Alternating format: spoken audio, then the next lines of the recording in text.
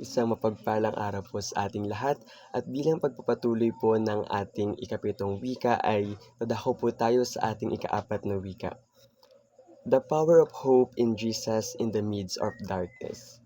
Ang kapangyarihan ng pag-asa kay Jesus sa gitna ng kadiliman. Matatagpuan po natin ito sa Marcos 15:34 na nagsasabing, nang mag-iikatlo ng hapon, si Jesus ay sumigaw, Eloi, Eloi, lama sabachthani, nang ibig sabihin, Diyos ko, bakit mo ako pinabayaan? So, ang ikaapat po na wika ng Panginoong Jesus ay mga salita po na nagpapahayag na una, si Jesus po ay nagdusa dahil sa atin. So, ang una pong kataga na matatagpuan po natin sa awit 22 ay, Diyos ko, bakit niyo ako pinabayaan? Bakit kay layo niyo sa akin? Dumadaing ako sa hirap, ngunit hindi niyo pa rin ako tinutulungan. Diyos ko, araw-gabi tumatawag ako sa inyo, ngunit hindi niyo ako sinasagot.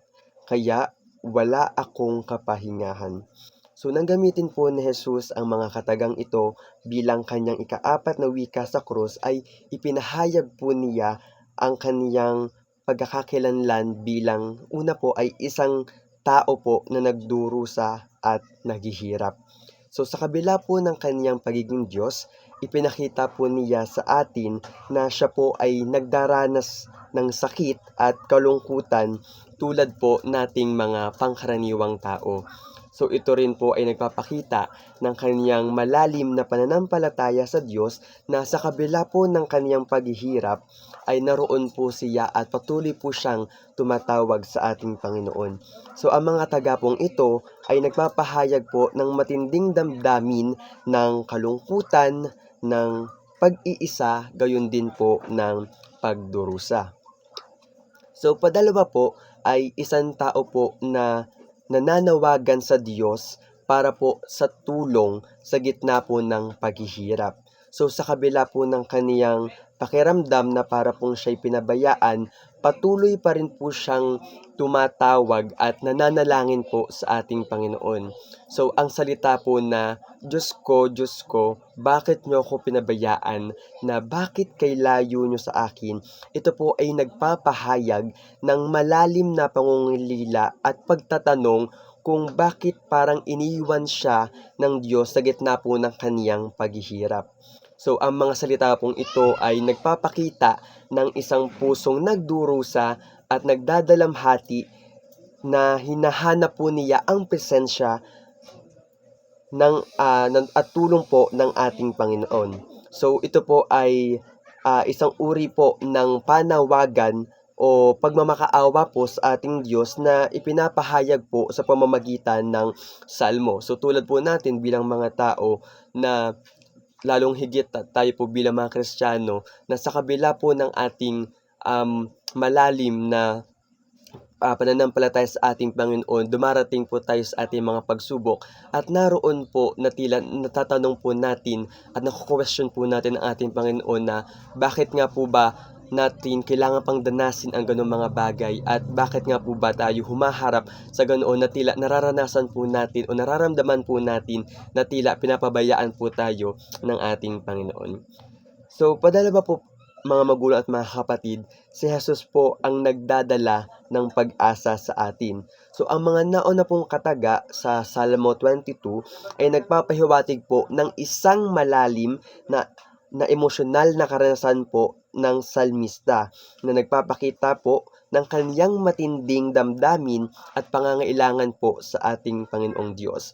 So, sa pamamagitan po ng paggamit ng mga katagang ito, ang salmista po ay nagpapahayag ng kaniyang mga katanungan, pangamba, at kalungkutan po sa pagharap sa mga pagsubok at hirap po sa kanya pong buhay.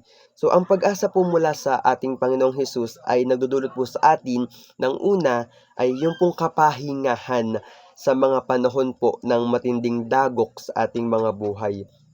So, maaari po tayong lumapit sa Diyos at ipahayag po ang atin pong mga pangangailangan, mga hinanakit, gayon din po ang atin pong mga kabiguan. So sapagkat ang ating pong Panginoon Jesus, siya po ay mismo ay nakaranas po ng atin pong mga karanasan na atin pong nararanasan. So sabi nga po sa Mateo 11:22, so lumapit kayo sa akin, kayong lahat na nahihirapan at lubhang nabibigatan sa inyong pasanin at kayo'y bibigyan ko ng kapahingahan.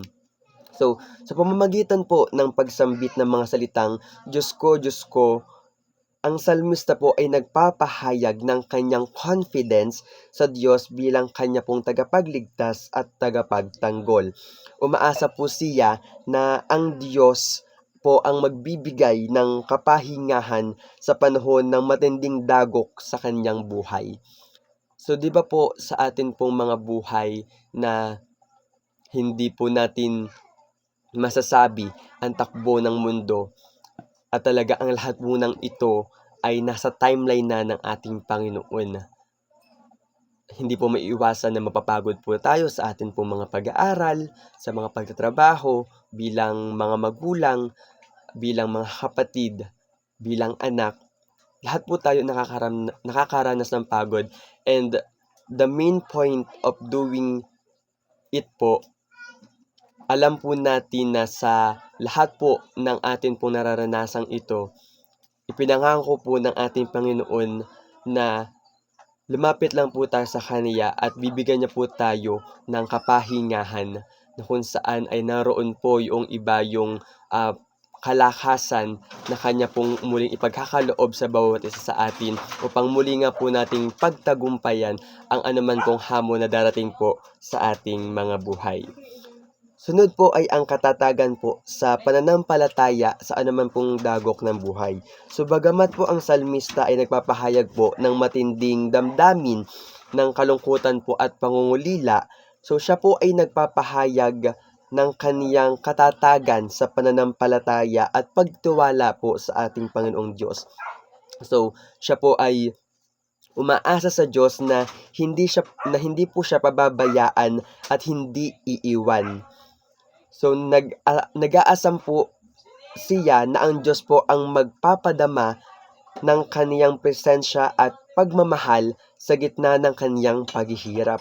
So inaasahan po niya na ang Diyos po ang magbibigay ng kapahingahan at katatagan. So sa kabuuan po, ang salmista po ay umaasa na ang Diyos ay magiging kasama niya sa kanya pong mga pangangailangan at magbibigay po ng tulong, gayon din po ng kalakasan.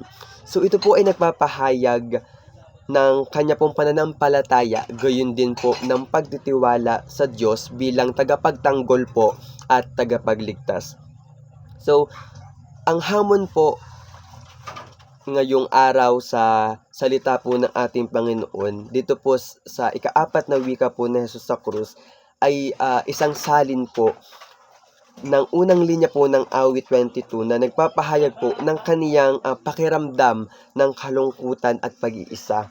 So ang hamon po ng wika na ito ay nagpapakita po ng kaniyang pagkatao at ng kanya pong marubdob na damdamin ng paghihirap.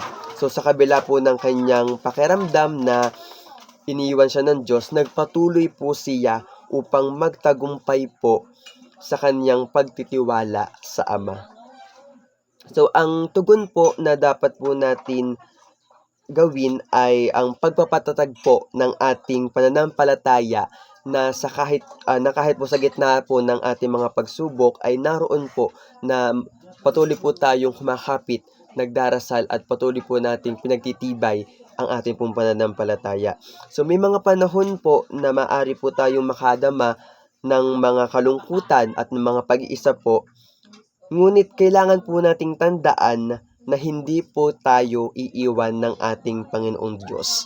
Na sa halip po, siya po ay patuloy na nasa ating tabi at handa po niya tayong tulungan sa ating mga paghihirap. So kaya po, tandaan po natin na kahit ano pong pagsubok ang ating harapin, huwag po tayong mawawalan ng pag-asa at patuloy po tayong manalig sa kapangyarihan ng pag-asa kay Jesus sa gitna po ng kadiliman. Muli po, mapagpalang umaga po sa ating lahat.